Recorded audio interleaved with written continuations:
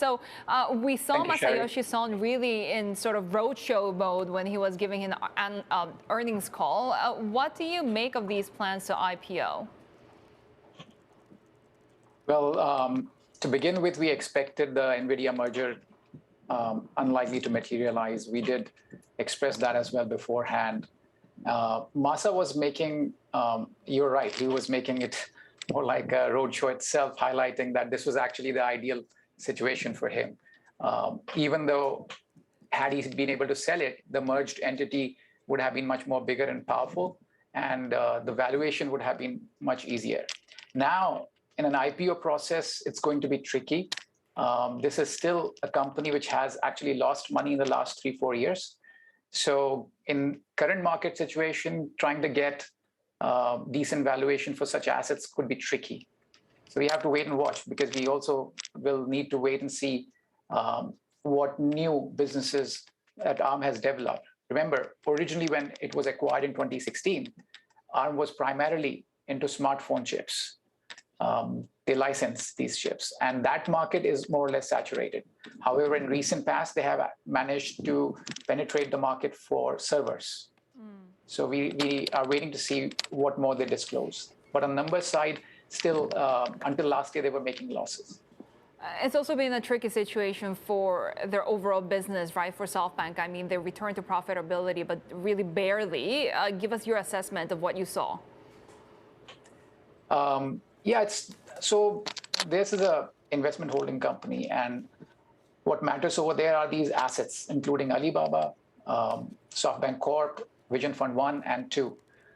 What we found most shocking in those results were that SoftBank booked about $17 billion of losses, unrealized losses on the public listed book.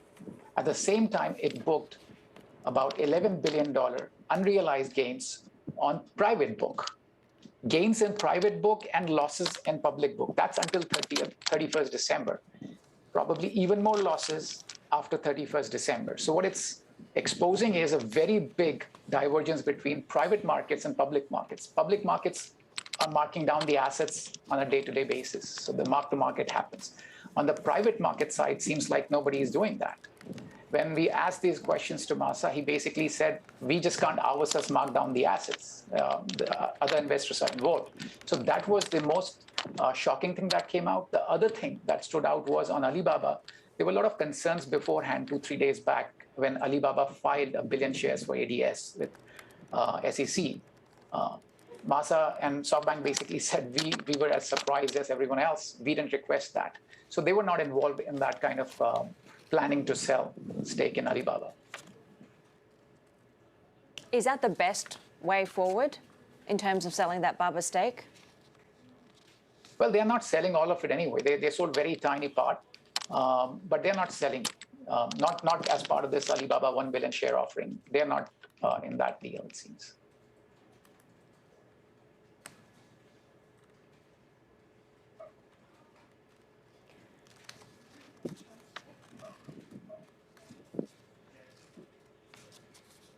Going forward, though, what other options remain when it comes to what Masa can do? He talked about being still within the middle of this blizzard, right? There's so much pressure for the Arm IPO to go through well. What kind of reassessment needs to happen about the types of investment that are being made? That's a very good question, Heidi. The bizarre thing is that between 2017 to 2020, over a 4-year period, SoftBank Vision Fund 1, 2, and all these things made a total of 150 investments. In 2021 alone, they made 239 investments. So the number of investments has increased dramatically. The size of investments has gone down a fair bit. But we wish they were a bit more careful in terms of the size as well as the number of investments that they are making. Secondly, they do talk about AI all the time. So yes, some of these are AI, but some of them are just simple technology investments. If you're investing in Uber or DoorDash, it's algorithms which are matching demand and supply. Something that in equities market people have done for decades. That doesn't make it an AI. So again, how do we define AI? We need to be a bit careful. And we hope, SoftBank going forward can be a bit more careful because we do have a buy rating for now. Earlier we did not have buy rating, but now we do have buy rating. So we hope they do invest very carefully and cautiously.